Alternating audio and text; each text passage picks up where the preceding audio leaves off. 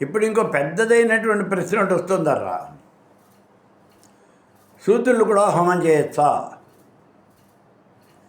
వెంటనే నేను అడిగే ప్రశ్న ఏమంటే, ఎందుకు గాని చేయకూడదు అన్నాను. శూద్రులు అంటే ఎవరు?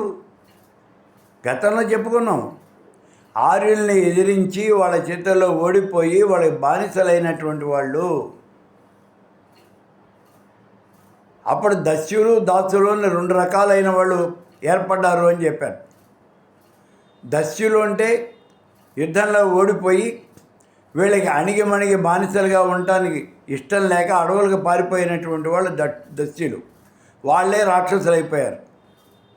సమయం దొరికినప్పుడల్లా ఆర్యుల మీద దండయాత్ర చేస్తూ ఉన్నారు, వాళ్ళ కడుపు మంట చల్లారక.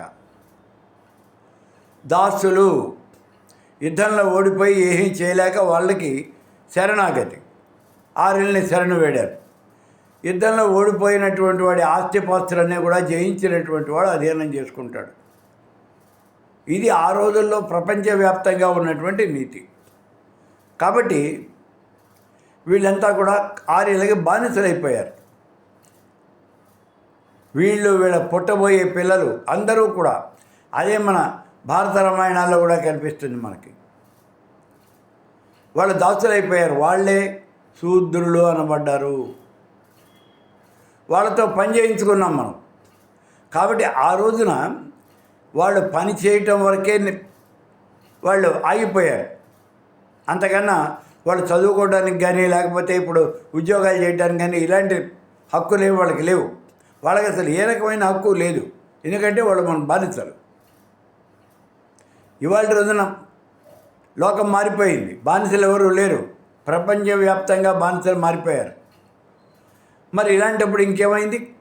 వాళ్ళకు కూడా నీతో పాటుగా సమానమైన హక్కులు వచ్చేసాయిగా. మరి వచ్చినప్పుడు వాళ్ళు చదువుకుంటున్నారుగా, వాళ్ళు ఐఏఎస్ ఆఫీసర్లు అయ్యారు, మరి వాళ్ళు మినిస్టర్లు అయ్యారు. అందులో బీసీ, ఎస్సీ, ఎస్టీ వీళ్ళు కూడా ఉన్నతమైనటువంటి పదవులు అలంకరిస్తూ ఉన్నారు.